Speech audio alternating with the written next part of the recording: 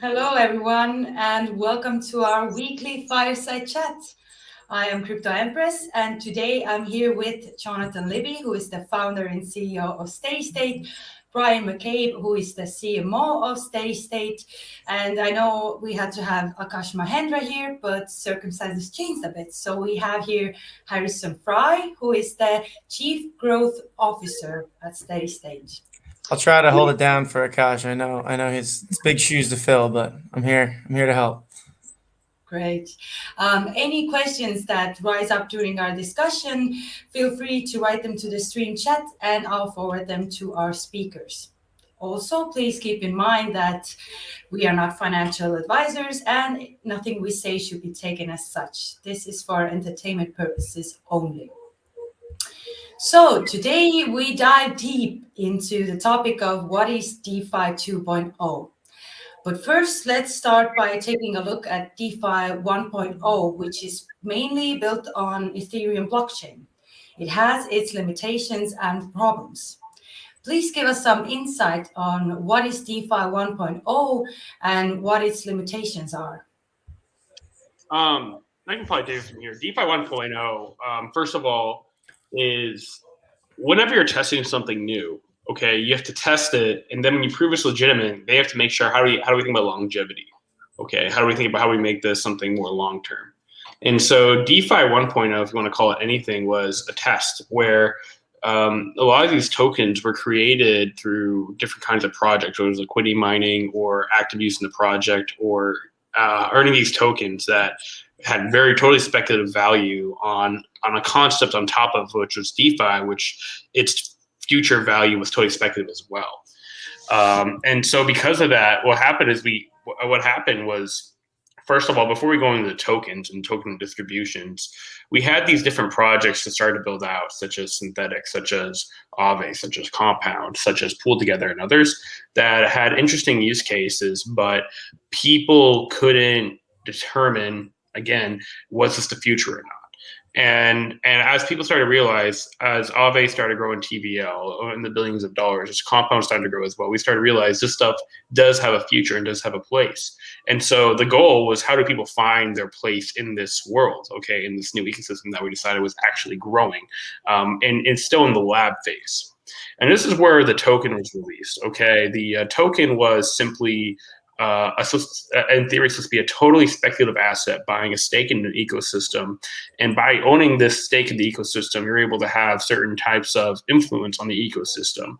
But the goal is for it to actually have zero value. It's buying because you believe in the ecosystem. And so Yearn Finance was one of the original users of this thing, where they distributed the token with zero value called the EFI, and people started trading it and skyrocketed the value to 30K. And so what we saw is a lot of people trying to figure out, okay, they released a token and they actually added value to the ecosystem, where a relevant community is starting to develop and build it. And what happened is people and protocols started to look for new ways to attract communities. And people didn't realize it's tough to build a token, okay, that can bring jump to 30,000 in a week. But it wouldn't necessarily be hard to, if you can create a totally speculative, no value token to offer an APY or return from people who do that. And DeFi 1.0, what it became is people distributing large amounts of tokens to massive people in an ecosystem or multiple ecosystems to attract capital liquidity into the model to get, and then try to, whatever people stay short term or long term, can eventually capture and become contributors in the ecosystem. What happened was, the problem in this DeFi 1.0 model was people, there was mercenaries. So what mercenaries are people that look for protocols that offer 1,000, 10,000 APY moons. And what happened with these protocols, these tokens are growing in value, that have totally speculative values. The early users who use this ecosystem to stake a bunch of dollars and contribute assets into one of these ecosystems, stake maybe $1 million, receive a 10,000 APY on $1 million, and then pull their capital out as soon as possible, as well as a token, to make sure they don't lose any speculative value in the token. What this created was a real problem where users, okay, people want to contribute capital to an ecosystem, can stake capital, pull that capital out, as well as pull the value from pulling the capital out.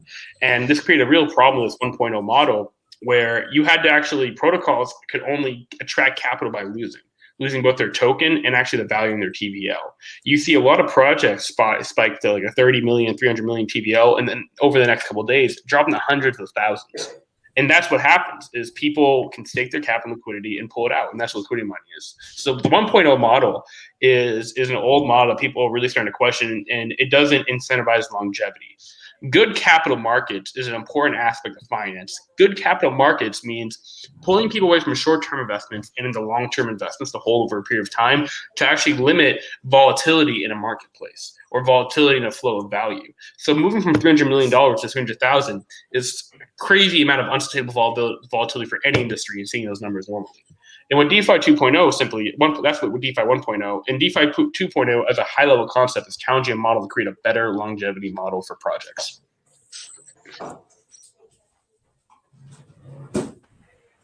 Thank you for this, Jonathan. Do you guys want to add anything, Brian or Harrison? I think John gave a pretty in-depth coverage of what it would be there.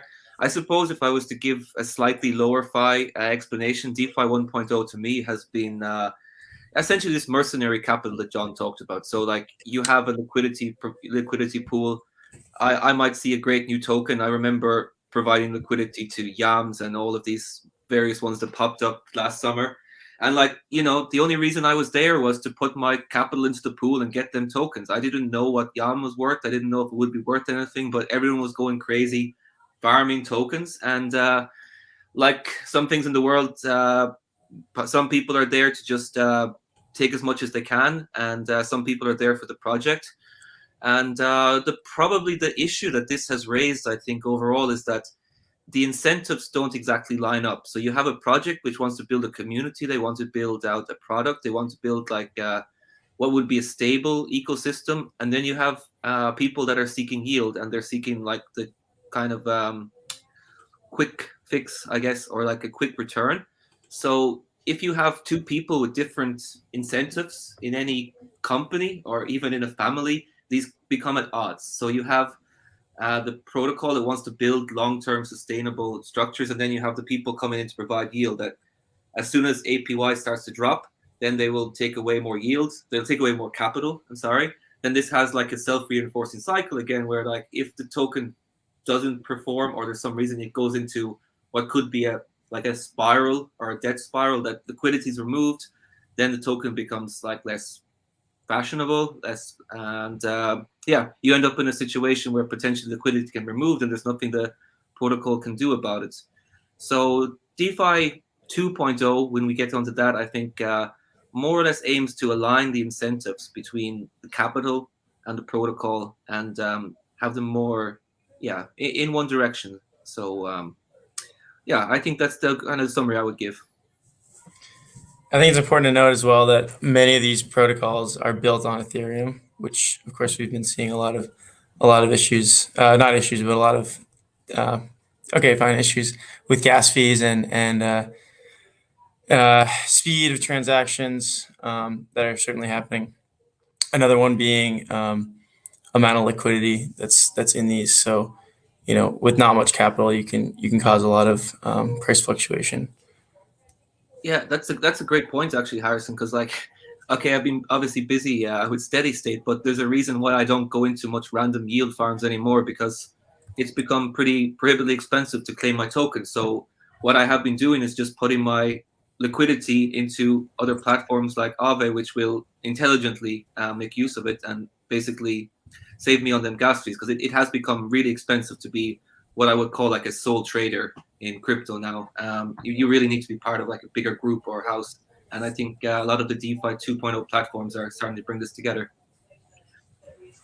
Yeah, I think I spent $500 or $600 in gas fees a few days ago on just buying a token and staking it, and I was like, it hurt. Yeah. And then all-time high a few days later.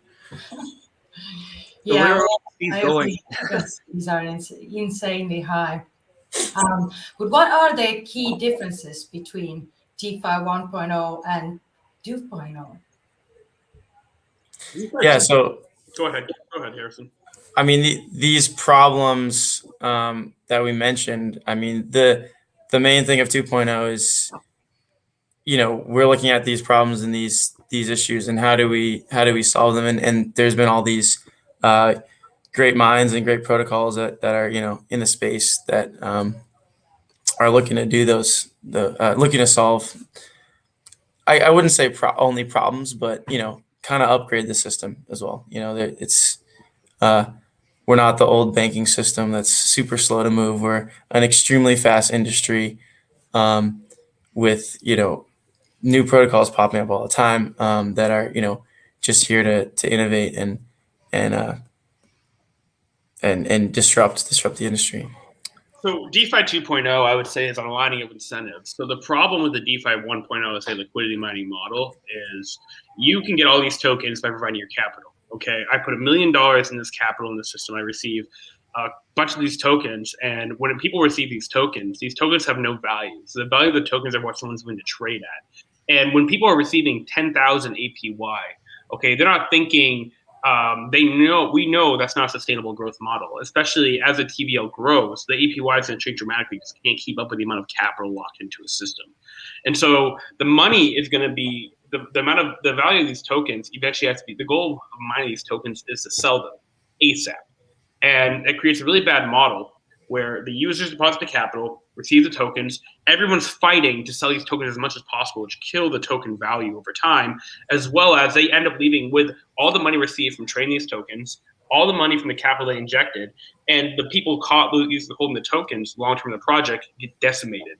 Long-term holders get destroyed, and short-term holders receive a ton of value. And the protocol, in the end, actually receives nothing. And so what DeFi 2.0 is supposed to be aligning the incentives in these narratives currently as DeFi 2.0 stands, is where a lot of models are going to be built where you have the protocol, you have the users trying to get the token. Align the incentives to actually make sure they want to keep these tokens long term, and also want to make sure the protocol is building a community. And what you do is, rather than one of the original models built from this is Olympus DAO, which is one of the founders of the DeFi 2.0 narrative, where they actually allow you, when you want to buy the token, okay, you actually have to trade something in for the token. What they do with and so the idea of what they're trying to do is you're allowed to trade either some kind of a value, whether it's a trading pair of their own native token or maybe a stable coin. And when you receive it, okay, you receive their token at a discount. And that discount maybe pays you back over a 5-6 day period. And what this is creating is a model where you actually have to trade legitimate value the protocol keeps for that token, okay? And what this is creating a model now where people now have to align incentives now where the protocol actually gets something in return for distributing the token. And by distributing the token and getting something in return, the user, okay, actually can get a token, and they get it actually an incentive to actually give money to the protocol directly. Because the model, what it does is you actually can get it below the token below public price value. And it's actually paid over maybe a 5-6 day period, so it controls sell pressure the long term of people wanting to sell for even that discount. And what it also does over time is it actually creates also a model where users now have something to do during that 5 day period. They're actually allowed to auto stake. And so it creates a lot of people to stake into the model, get a strike price discount, and actually pay the protocol something in return for using that. So the protocol gets general value and liquidity now from distributing a token. And so the point of the narrative is a challenge to how we currently do with the short-term liquidity, short-term value, and small amount of users losing a lot of money and a lot of users getting destroyed from trying to mine a token, and trying to incentivize long-term value for long-term holders and actually create an equal trade or some kind of equal trade between protocols and the users, as well as make sure the longer-term holders can get actually more value from it in the short term. I would also ask here that, in DeFi 1.0, majority of the dApps are centralized. Could DAOs be something that fix this? Are you speaking more like Aave and Compound, or what particularly are you talking about? Kind of overall, like DAOs. Are DAOs part of DeFi 2.0? Yeah, I think so. And I think actually DAOs are for sure evolving as well. I mean, there could even be a new word, DAO 2.0 or something, where there's all new types of ideas and things floating in. Because everyone in this industry, no one's perfect. We have great ideas and we're developing, but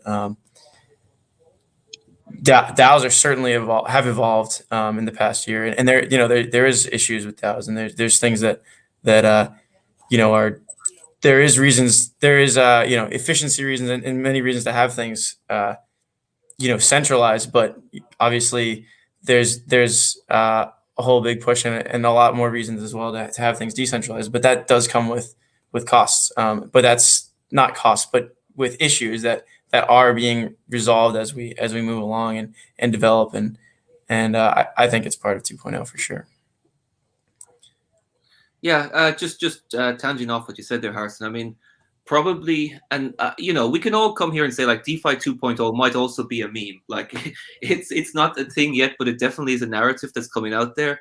And DeFi is so young that like what was built last summer was essentially, you could call it experiment. Right. And DeFi 2.0 might be what is we look at what worked and what didn't work, and we iterate, and we can call it the next iteration of DeFi if we want as well. But yeah, one of the things that sort of shortcomings that was showing up with DAOs was that even though the idea is meant to decentralize the power, they also end up very centralized in the end, or at least stakes are mainly controlled by majority stakeholders, and they can take on less of a democracy than I think they were anticipated to when they were conceptualized.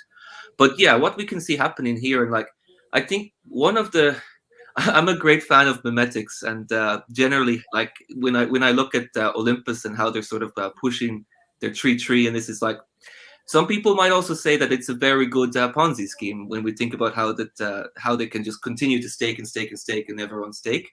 But what is actually shown there, and just coming back to the DAO, is that they have empowered the community, and that to take on more functions than has previously been allocated or assigned to DAO. And I think this has helped to build this very strong community, because they almost feel like they're moving as a singular large army of users. And I think moving on, like when you have a DAO structure that feels empowered and it feels like they are shaping the company, I think that will pull in a lot of users, and eventually a lot of good protocols will find good people to back them, and those good people will build the good protocols to be great protocols. True, the DAO. Yeah, centralized DAOs. That's a bit of like a confusing topic to me, because I think I think a lot of DAOs have done a good job of being decentralized, at least the main ones. I still look at Compound and Aave, and I would consider them sufficiently decentralized. In my opinion, the owner, the founder. I think what maybe you're talking about is whales, right? Getting involved early and then taking control. Because when I think about the team, the founders, and they lose control relatively fast, which is not a bad thing. But the whales, there are whales that get involved that really start controlling the ecosystem. I don't know, honestly, if there's been really a challenge to the DeFi 2.0 narrative on DAOs and how things could change. I haven't seen anything directly. What I've seen is currently DeFi 2.0 is focused on a really key problem in DeFi, which we haven't really addressed properly. And I've been concentrating about how do we address is liquidity. And how do you make liquidity a better incentive model for everyone?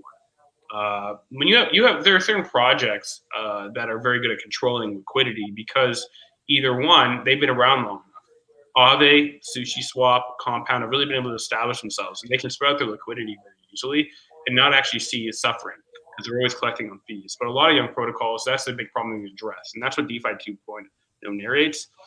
I think creating some kind of a rallying point will always be one of the key aspects as you build out a narrative. Is what people can narrative, some kind of a symbol, some kind of something you can lean them on, and that's how you build communities. But it's the hard part about DAOs is you need to let the community run and control it, and that creates interesting aspects. I think a great example of maybe centralization in a DAO was the MakerDAO recently. The founder of MakerDAO, Ruin, he is currently trying to take control back of MakerDAO, and he's actually doing a very good job of doing it. And it's creating a lot of questions and concerns about Maker and is it truly decentralized, where the founder can come back and just take over an ecosystem. But but I always view these as pretty sufficiently decentralized. The goal of DAOs is for the community to run it, and we got to build models where the community runs it, not the founder, over time, and that's what we got to be thinking about. Thank you, Jonathan and Brian. But now if we move on, then for now, the data available through some rating applications like DeFi Score or DeFi Safety aren't just comprehensive enough or transparent. And this gives Steady State an opportunity to develop its own RAD, meaning Risk Analysis Database. Please explain us, guys, what RAD is and why or how it is necessary for DeFi 2.0.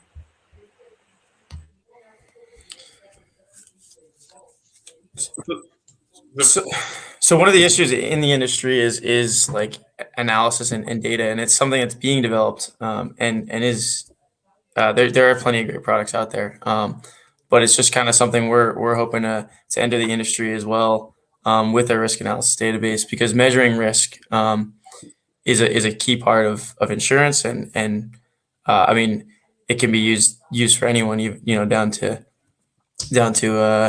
your newbie should be able to figure out or have a good beat on what risk is, or up to an institutional investor. Anyone should be able to have tools that match and can be able to see what how risky an investment is. It's something that's in the broader financial industry overall, and something that we need to bring into DeFi. So that's what we're developing at Steady State, is the risk analysis database that will be that we're going to be using to analyze our risks, when we're creating insurance policies, and that the greater population can use as well.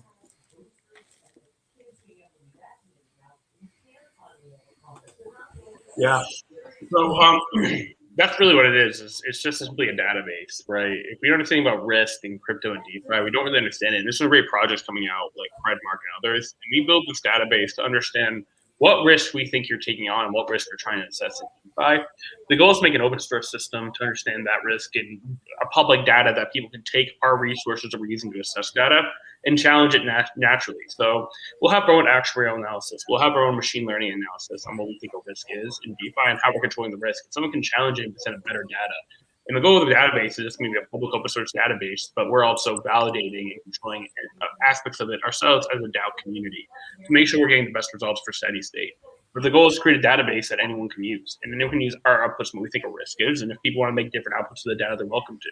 The goal is to help make DeFi a better community. And understanding risk, I think there are a couple of key problems when it comes to DeFi. It's understanding risk, it's understanding liquidity, and really organizing a couple of key concepts like that into how we understand this laboratory experiment. And when we finally get there and really organize that and organize these kind of problems, and we can really start pushing towards that mainstream adoption that we really want to see happen in DeFi. It's very exciting. That is cool. But let's check out. We have some questions from our viewers as well. We have here Trading Knowledge, who asks, how or when did Steady State's team figure out that they are perfect for DeFi 2.0? I'll take a quick stab, but I mean, when I look at DeFi 2.0, I think the main narrative that is coming up and the main thing that's trying to be fixed here is this whole thing of capital efficiency. And whether it's capital efficiency, whether it's the those who are providing liquidity, interest being aligned with the founders of the protocol, that's one issue right now. The other, again, is how liquidity is maximized by the protocol.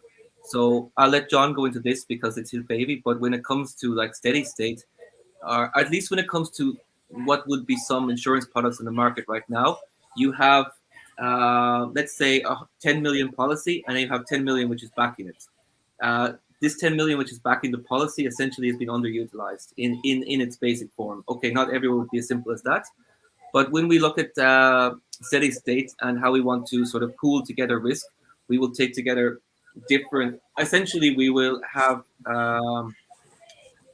what would be several different policies put together into one pool, and a smaller amount of capital covering the large amount of policies, because we know, statistically speaking, not all of them will claim, which can produce higher yields for those that are providing the capital.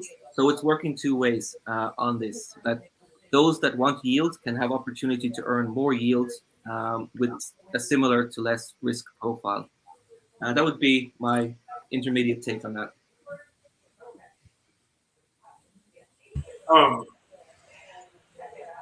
The question is about steady state of DeFi 2.0, correct? Yeah. Yeah. So, I mean, I think when we think about yield farming is going to evolve past where this stands currently. If you think about why people can currently get tokens from contributing to the ecosystem. I think a great example is a sushi swap. Sushi puts in sushi tokens to add value to people, provide liquidity and trading pairs. So in order to receive a token, okay, you need to use the ecosystem. That's one model of 2.0. What we're looking to do is actually challenge not just using the ecosystem, but actually contributing to protecting an ecosystem. So when you think about, you can gain sushi from contributing wrapping tokens on Sushi Swap. What if you can actually get more sushi from buying the downside risk of sushi, right? Or buying like arbitrage opportunities of sushi, like the system getting hacked or different breakdowns. So what we're looking to do is something like that, where we're trying to build a new use case where you can receive a token is by buying the downside risk. And for the retailer, they need models that incentivize long term, but also mass widespread use. We don't know what token, okay, is going to 20, 30x over time or 40x over time. But if you use, like, say, if you get involved in an index pool that has percent weighted exposure and you're accumulating a bunch of tokens, a bunch of projects, you're gathering the yield of all these tokens. And by gathering the yield of all these tokens and maybe allowing an auto stake method in the protocol as well, you can actually contribute by buying the risk of the program, receive value from buying the risk of the program, and actually you can contribute in a new way. And so it's a new way to yield farm, in my opinion, in a new way. In one way, it's a new way for protocols to pay people for contributing value by protecting them. And for users, it's a new way to get diversity yields or diversified yields and multiple different protocols at mass exposure.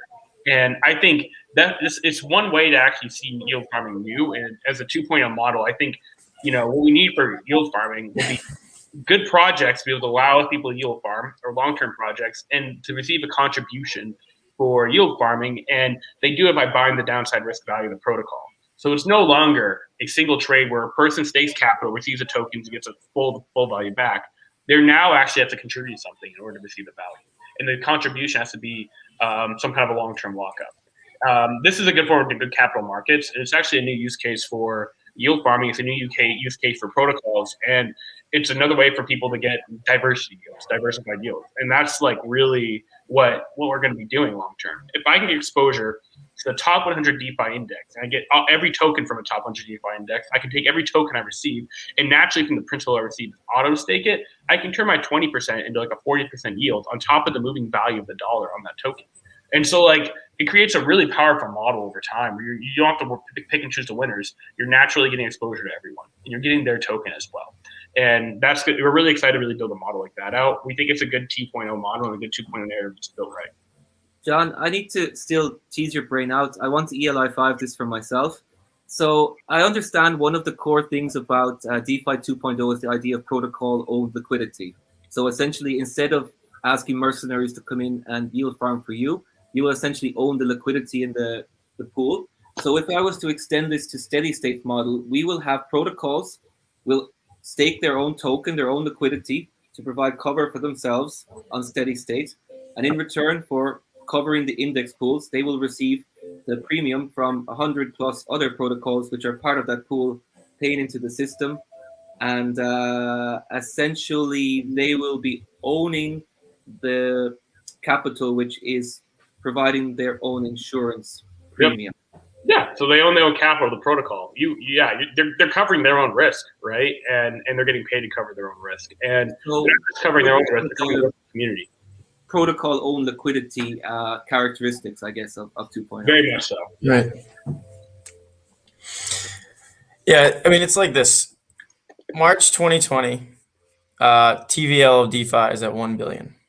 Right. Fast forward now, we're about a year and a half, year and 3/4 past that. We're at 250 billion TVL. So 250x in a year and a half. I don't know any other industry. Correct me if I'm wrong. That's done that, grown 250x in a year and a half. And that growth has been built on great protocols and great products. But it's time to change, and it's time to adapt, and that's what DeFi 2.0 is doing. There's several things that are still can be optimized, right? Like we've been talking about: scalability, liquidity, centralization, security being a big one. We saw, in the past months, like massive amounts of funds getting hacked and stolen. And then capital efficiency being another one we talk about a lot. And that's what we're doing, as well as a lot of other great protocols. So the goal is to learn from past mistakes and build a better future. Right. And taking a lot of elements from traditional finance and kind of as technology develops, bring them into DeFi. It's not a copy, but it's kind of a reforming of these things like bond markets or insurance markets. And I think that will definitely help for the adoption part as well, to bring the traditional and mix it with the DeFi market. Yeah, and it's really exciting too, because the traditional finance market is such a behemoth and so slow moving as well.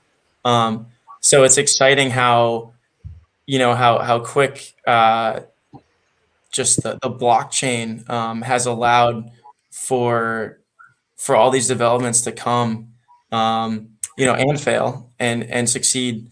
But we need those failures in order to learn and succeed, and just all the minds in the space as well that have been, again, taking elements from traditional finance, spinning it up, putting it on chain or not, depending on what it is, and just developing the industry as a whole. It's exciting. Yeah, definitely agree. But we also have a question here from AJ Vandenberg, who asks that there are some wonderful projects, for example, Newzo, which are on the extreme end of decentralization. No core team, full community run. How could such projects do better without sacrificing decentralization?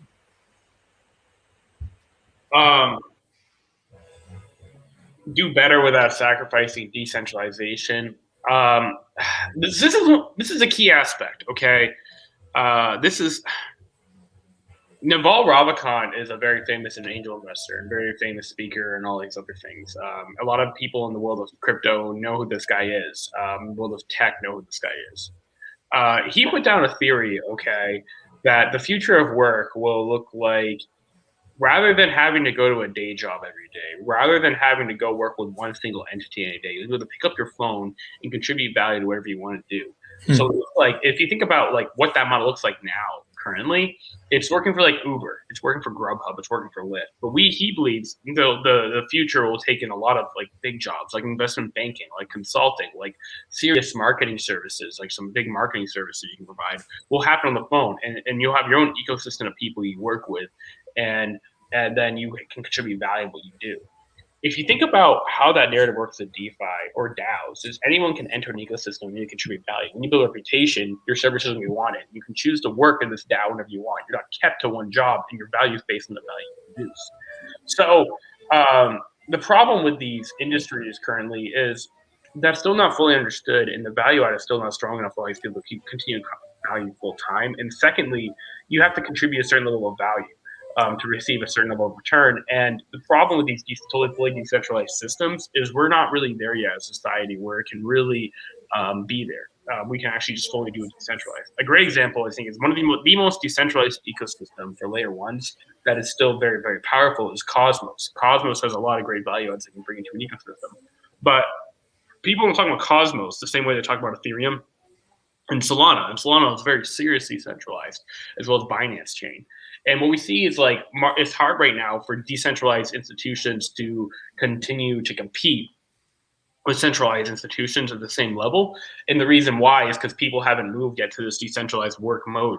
And I think the more we evolve to it, we start accepting these are legitimate jobs and create better incentives for people to work in these decentralized work mode.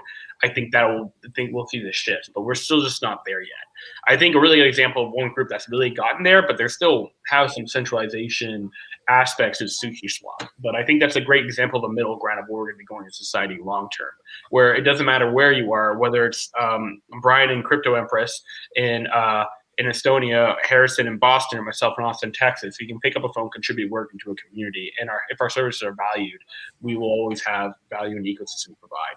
And currently in decentralized ecosystem, it's not, we're just not there yet, but we're going to. I think we're on track, and I think it's just going to take more time as the system evolves and builds out. And there hasn't been a prioritization yet. I think a lot of people aren't prioritizing that as a solution. We're still solving liquidity and risk before we bring in all these other decentralization and really bring it to full mode. But I agree with you, EJ. It's not there yet, but it's going to get there. I'm not worried. Yeah, I agree with that as well. I think you hit the nail on the head. And we need projects like this. I'm actually not familiar with NIZO. Whether it succeeds or fails, things are going to become of it that will evolve the industry and create change and create create good things in the future. So yeah, I was just thinking there as you were talking, John, like when you're talking about incentives, could we actually call like pay to play DeFi 2.0 in a way? I mean, in a sense, you pick up your phone, you go join a game, you're living in your ecosystem there. Potentially, I'm going off point here, of course, but in a way, you could call the new wave of pay to play games DeFi 2.0 in a sense that, or at least like next iteration where the incentives are changed to have people stay on the platform. And yeah, I actually do in my head keep that like in a similar category, if not the same.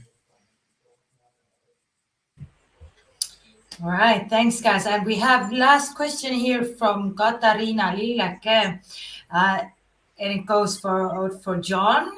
So, what's the hardest part when talking about steady state and DeFi 2.0? I think the problem is we are building a relatively complicated model, and it's taking complicated models and simplifying it in a way that everyone understands. And I think that's one of the key things, with steady state. It's still an evolving and building model, and it's making it very retail friendly. Because again, I think a lot of these models take something like Olympus DAO. We are ready to start taking on complicated models on how to build ecosystems, and it's just sometimes tough to translate it in a way as well as Olympus did. And I think that's probably the biggest problem. On the lines of the DeFi 2.0 narrative, it's just latching on. I think diversified yields is going to be a really interesting way to latch onto in the DeFi 2.0 narrative. And it also really good. I think it's still a very powerful one. But that's just my overall thoughts. Thanks, John. Hope you got your answer, Katarina. And that's about it with our questions. So many thanks to Jonathan, Harrison, and Brian for this great discussion. I'm definitely excited to see what will DeFi 2.0 bring. And thank you all for tuning in. Before you go, a quick reminder for you to check out Steady State's Ambassador Program. We are still accepting some applications, and there are up to 200,000 steady tokens to be distributed. Get on that. Yeah. Find the information from our Telegram and Discord channels. I might join too. And thank you, guys. See you next week. Take care. Bye. Thank you, guys. guys. Bye.